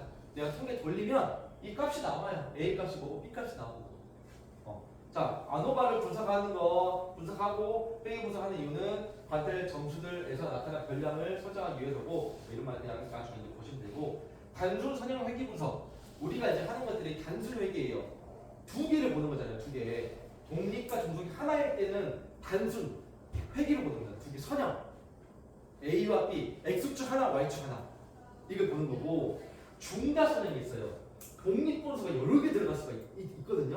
그럴 때 독립에 어떤 차이가 있을까? 예를 들면 자 우리가 수학 점수를 보는데 수학 점수를 볼 때 우리는 지금 물리 하나만 넣는 거잖아요. 예를 들면 물리 하나만 넣는 게 아니라 수학 점수를 예측하기 위해서 물리, 국어, 미술 다 넣는 거예요. 중다 선형 회귀.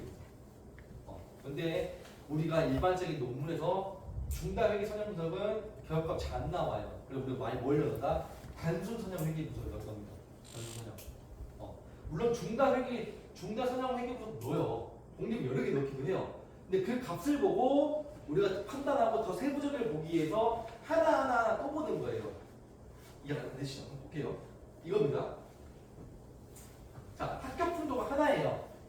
원래는 이게 한 개 더 있었어요. 여기 그냥 일부러 지웠습니다. 제가 원래 기존 연구대 한 개 더 있어요.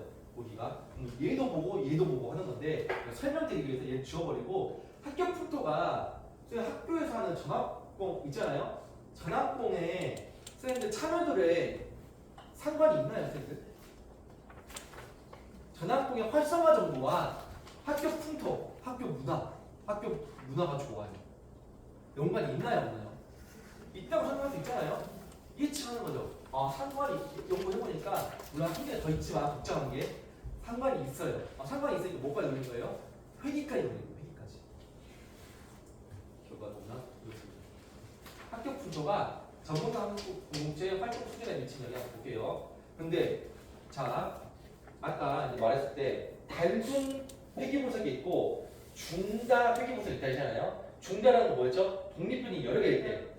자 학교 풍토가 전학공 이 하나만 볼 때는 단순이에요. 근데 이 학교 풍토 안에도 학교 풍토를 구성하는 요인들이 여러 개가 있거든요. 학교 풍토를 하나로 단일 변수로 볼 수 있지만 이 학교 풍토라는 것은 뭐를 선행 연구에서 뭐를 가지고 있냐면 학교에서 교사들끼리 하는 친교적 행동 그리고 내가 얼마나 더 먼저 하겠다는 헌신적인 행동 그리고 어떠한 우리가 비전을 가지고 함께 공유하고 나아가는 목표 지향적인 행동이 이 학교 풍토라는 것을 구성하고 있어요. 제가 이 학교 풍토라는 연구 도구에서는 다른 도구들은 이 세 개가 아니라 다른 걸 수도 있어요. 제가 그래서 뭐 중요한데 저번에 어제 그 설문지가 중요하댔잖아요. 어떤 설문지 갖고 오냐? 그럼 누가 물어보는 거죠? 이거 보면서 학교 풍토가 이 세 개로 있어? 그럼 저 같으면 이럴 거예요. 논문 보고 앞에 설문지, 이 학교 풍토 설문지 어디서 갖고 왔지? 저는 그걸 먼저 볼 거예요. 이거 보니까 그래 이 정도 설문지면 믿을만 하네. 이렇게 갖고 오는 거죠. 자, 이 친교적, 헌신적, 목표 지향적인 것 중에서 특히 전국적 공동체에 영향이 미치는 게 뭘까라는 것을 조사한 거죠.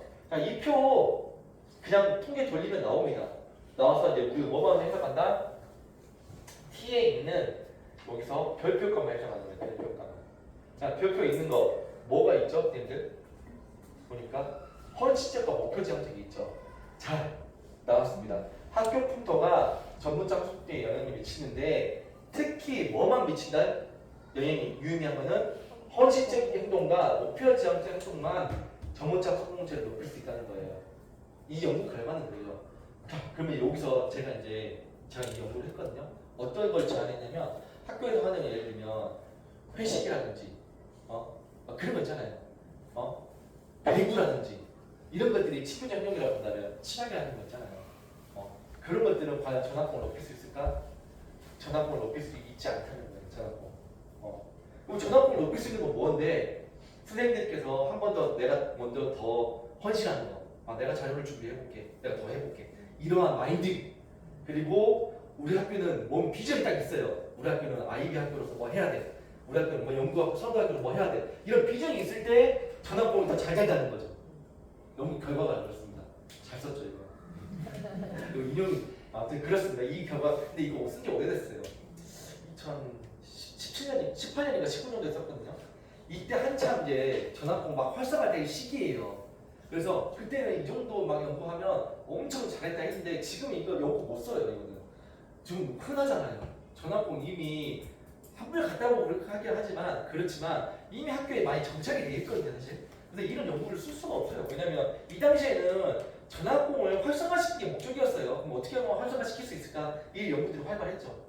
그래서 제가 이제 그때 전화공에 대해서 연구 막 하고 강의 다닐 때 제발 이제 저도 배구를 엄청 좋아해요. 정치 선생님 아실 거예요. 같이 공부했을 때 제가 배구 매일 했거든요. 배구 엄청 좋아하는데 그럼에도 불구하고 전화공을 하려면 배구나 이런 학교 친목은 그렇게 도움이 되지 않는다는 통계 결과가 나왔다는 걸 해석할 수 있는 거죠. 자, 그래서 이 회귀 분석은 이렇게 이제 표가 나오고 여기에서 이제 뭐 R값 이렇게 나오거든요. 이 R값이 R의 제곱값이거든요. 이 R 제곱은 뭐냐면 R값 아까 상관계수값 나왔잖아요. R값 뭐 0.6, 0.7, 뭐 0.8 이거를 제곱한 값이에요. 제곱한 값. 제곱. 근데 우리가 1보다 작은 숫자를 제곱하면 커지나요? 작아지나요? 작아지죠. 이 R 값인 R 제곱 값은 설명력이라고 우리가 표현해요. 설명력. 여기서 나중에 또 뒤에 가서 할 때 설명드릴게요. 여기서 안 보셔도 돼요. 설명력을 합니다. 그리고 전체적으로 이 독립배인을 합친 세개값, 3개를 합친 학교 풍토는 전학공에 의미가 있을까라는 거는 뭘 본다? F값. 별표 3개 있죠. 의미가 있다. 학교 풍토가 전학공에 유의미한 영향을 상관관계와 회귀 분석 값이 의미가 있다라는 걸 해석할 수 있는 거죠. 그 내용으로 쓰이는 거고. 이해하셨죠? 네, 신뢰도 분석입니다. 여기까지만 하고 저희 이제 점심 먹도록 하겠습니다. 자, 신뢰도는 우리가 문항을 조사할 때 이 문항이 얼마나 신뢰로워 이런 거잖아요. 측정값을 얼마나 잘 쟀냐 이런 겁니다. 자, 문항이 한 개 요인에 3개가 있었을 때 비슷한 것들을 물어볼 거 아니에요. 3개가 비슷하게 물어봤으면 이 3개는 이 사람이 비슷하게 찍어야 돼요. 예를 들면 A라는 사람은 5점을 찍었으면 5, 4, 5 비슷하게 찍어야 되잖아요. 근데 1, 2번은 5를 찍고 있는데 갑자기 뜬금없이 3번은 같은 내가 문항으로 물어본 건데 2를 찍었어요. 근데 이거 신뢰도가 떨어지겠죠. 그거를 이제 분석하는 수치예요. 수치. 그 수치입니다. 근데 이제 한 명일 때는 내가 이제 이 사람이 잘못 찍었다라 할 수도 있지만 여러 집단을 모았을 때도 불구하고 3번 문항을 이상하게 찍었다 해볼게요. 그러면 이거는 신뢰도가 떨어진다는 거죠. 즉 뭘로 가는 거예요? 문항이 좀 뭔가 이상하다는 거를 우리가 좀 살펴볼 수 있는 거죠. 자, 신뢰성이나 비교 권한과 독립된 측정 방법에 대해서 대상을 측정할 경우 결과가 비슷하게 나와야 돼요. 너가 찍었을 때, 나가 찍었을 때, 너, 나, 다 A, B, C가 찍었을 때 다 비슷하게 찍어야 한다는 그 말이에요. 하나의 것을 추정하기 위해서 3개의 문항으로 질문하였을 때 그 3 문항의 결과가 비슷해야 된다. 자, 신뢰도는 척도가 등간이나 비위리여야 돼요. 무슨 말이냐? 양적 데이터여야 한다 이 말이에요. 범주형처럼 뭐 남녀, 1, 2 이런 것들은 신뢰도를 구할 필요가 없어요. 이해하셨죠? 자, 신뢰도를 높이는 방안 이 중요합니다. 측정 도구의 모호성을 줄여야 돼요. 읽어봤는데 긴가민가 해석이 애매해요. 그러면 문항이 이상하겠죠. 수정해야겠죠. 두 번째, 측정 항목이 많을수록 신뢰도가 높아요. 이게 무슨 말이야?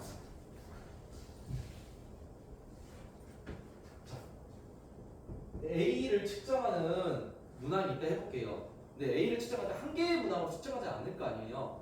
여러 개가 있을 건데 A를 물어볼 때 1, 2, 3, 4, 5번 문항이 있다, 6, 7번 문항이 있다 해볼게요. 7개로 물어봤어요. 그런데 사람들이 찍다 보니까 6번, 그러니까 7번 좀 이상하게 찍어요. 좀 다른 거는 다 비슷하게 찍었다 해볼게요. 어떤 사람이. 근데 이거는 뭐 2를 찍었다 해볼게요. 얘네들도 비슷하게 찍어야지 뭔가 신뢰도가 높아질 건데. 그렇죠? 그런데 문항이 많아졌다 해볼게요. 자, 이 7문항 중에서 2문항을 이상하게 찍으면 7분의 1을 이상하게 찍는 거잖아요. 좀 이상한 거잖아요. 근데 이게 문항이 13개라 해볼게요. 문항 수가 많아지면 어느 정도 훼손이 되더라도, 오염이 되더라도 희석이 돼요. 그래서 신뢰도가 그렇게 급격하게 떨어지진 않아요. 그렇죠? 그래서 문항 수가 많을수록 신뢰도는 당연히 높아져요. 그런데 쌤이 설문하는 입장에서 생각해보세요. 이 A 문항을 찍을 때 영역에 이것만 있는 거 아닐까요? 더 있을 거 아니에요. 그럼 무작정 내가 문항수를 많이 늘릴수록 신뢰도는 높일 수 있지만 뭐는 떨어뜨려요? 그 사용자의 설문할 때 피로도는 높아지게 돼요. 그래서 이게 이제 우리가 고민을 해야 되는 거예요. 사례수가 무조건 많을 수는 없어요. 그래서 이게 연구가 좀 애로점이 있습니다. 용례적 태도가 일관되고 해야 한다. 역치점 유의. 어떤 것들은 이런 게 있어요. 예를 들면 가장 좋은 것을 고르시오 할 수 있지만 어떤 문항들은 가장 안 좋은 것을 이렇게 거꾸로 물어볼 수도 있어요. 그렇죠. 그러면 이제 거꾸로 물어본 거는 예를 들면 좋은 걸 물어본 거는 5점이 좋은 거지만 거꾸로 물어본 거는 1점이 좋은 거죠. 그럼 내가 이제 통계를 한다는 거는 평균을 구할 때 나중에 얘는 0문항이라고 하거든요. 0문항을 내가 바꿔줘야겠죠. 1을 5로, 2를 4로, 3을 3으로, 4를 1로, 4를 2로, 5를 1로 바꿔줘야 돼요. 역치점을 해줘야 돼요. 그 말입니다. 이거. 자, 그런데 일부러 연구자가 역치점 문항을 집어넣기도 해요. 일부러. 왜 그럴까요? 맞아요. 찍지 말고. 자, 이 사람이 그냥 5로 한 줄 세우기 했어요. 근데 중간에 내가 넣어놓는 거예요. 일부러. 그럼 이게 분명히 3번 문항은 얘가 5를 찍었다면 이건 분명히 2를 찍어야 되는데 얘 읽어보지도 않고 그냥 한 줄 세우기 했구나. 그러면서 내 커피 쿠폰 얻으려고 할래? 이런 애들은 내가 이제 걸릴 수가 있는 거예요. 이거 카운팅을 보고. 이해하셨죠? 그래서 일부러 역체점 문항을 넣기도 해요. 일부러. 자, 측정 항목을 구성할 경우 동일한 개념 유사성을 유지하고 기존의 신뢰도가 있다는 안전에 측정적으로 사용한다. 왜냐면 이 말은 무슨 말이냐면 내가 도구를 사용하는 건 내가 개발한 게 아니잖아요. 기존에 이미 기개발된 도구를 사용할 건데 기개발된 도구에 그 사람이 만들었을 때 신뢰도가 있을 거예요. 그 신뢰도가 높으면 높을수록 내가 사용했을 때 더 좋은 문항이겠죠. 이 말이에요. 기존의 신뢰도가 있다는 안전에 측정적으로 사용해요. 자, 그리고 낮은 신뢰도가 나오면 하는 측정 항목은 제거할 수 있어요. 무슨 말이냐면 내가 이건 이제 또 연구자만 아는 거예요. 결국에 내가 A를 측정해서 7개를 돌렸어요. 문항을. 그런데 수치가 지금 돌려보니까 나중에 신뢰도를 구할 때 뭘 가능하냐면 어떤 문항을 뺐었을 때 신뢰도가 높아지는지를 볼 수가 있어요. 또 통계에서. 예를 들면 얘가 문항을 훼손시켰어요. 그럼 6번을 원래는 신뢰도가 0.7인데 얘를 빼니까 0.85 높아졌어요. 그럼 얘는 문항을 빼는 게 좋겠죠. 자, 이 말이에요. 낮은 신뢰도가 나오는 측정 항목을 제거하면 돼요. 분석 결과. 그런데 이건 연구자가 이렇게 하면 되죠. 처음부터 나는 원래 이걸 6개 돌렸다고 말을 하면 되죠. 제시를. 이해하셨죠? 그러면 이런 질문이 있어요. 신뢰도를 구할 때 최소 문항 개수는 몇 개가 되어야 되냐? 이게 나오거든요. 왜냐면 우리가 많으면 피로도가 있고 그리고 너무 적으면 오염될 위험이 있고 그래도 불구하고 나는 문항이 너무 많아지니까 최소 문항만 사용하고 싶어 이럴 수 있잖아요. 몇 개면 좋을까요, 선생님들? 신뢰도 구할 때 문항 3개입니다. 3개가 최소 문항이에요. 통계에서. 자, 2개도 안 돼요? 2개도 신뢰도 구해져요.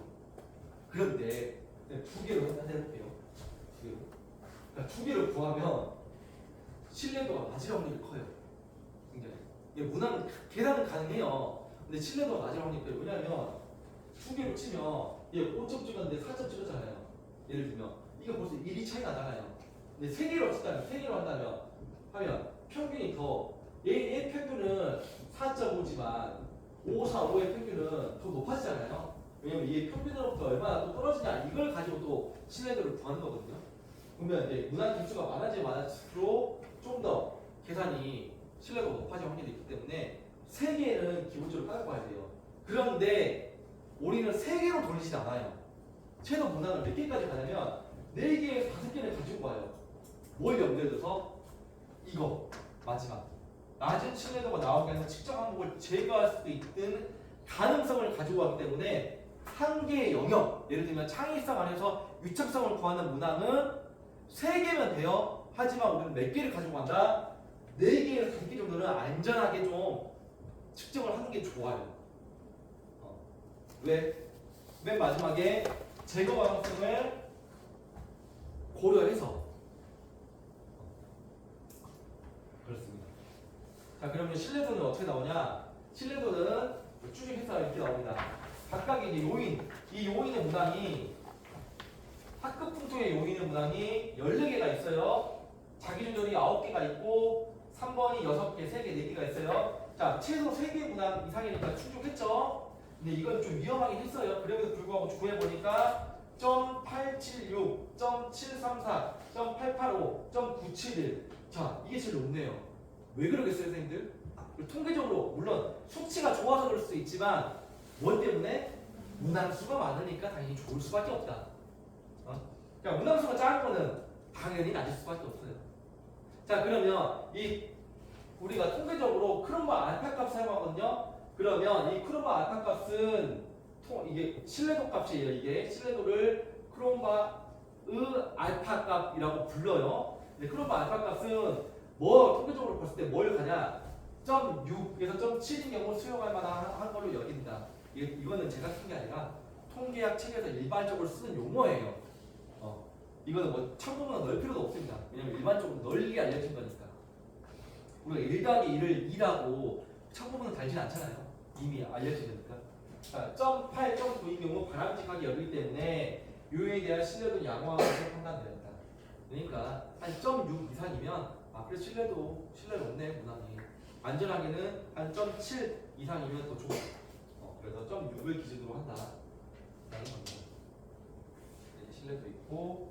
자, 아까 제가 말씀드렸죠. 문항을 어떤 거 제거했을 때 좋아지는 게 있냐 이런 거 있다 했잖아요. 통계 분석 돌렸을 때 문항이 53원 이게 1 요인을 구성하는 게 이렇게 문항이 있다 해볼게요. 이때 통계적으로 돌렸을 때 뭐가 나오냐면 이게 나와요. 문항 제거 시 신뢰도의 변화. 지금 신뢰도가 있는데 더 드라마틱하게 높아지는 게 있어요.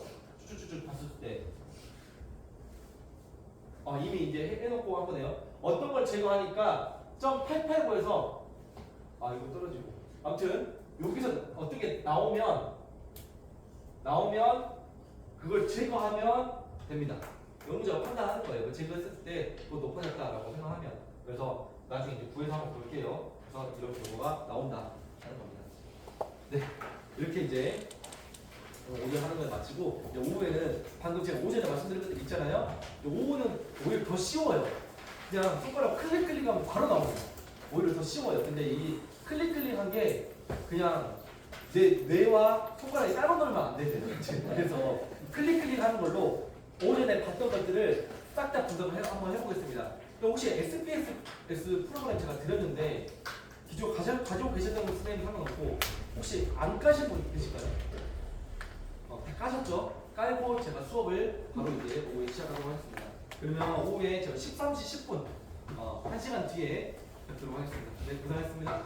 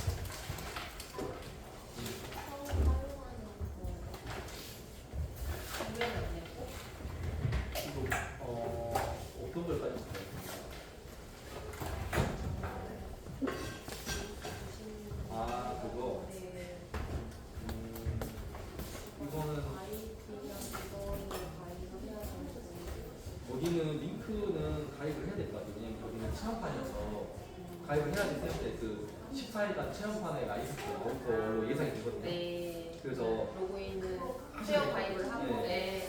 네, 제가 드린 파일은 좀 옛날 버전인데 좀 그냥 라이센스가 등록 없이 사용할 수 있는 옛날 버전이고 네. 근데 이것도 어차피 똑같아요. 네. 방식이. 네. 예, 한글로 치면 옛날 한글 2002 버전 뭐 이렇게 최신 버전 뭐 이렇게 네. 해가지고 네.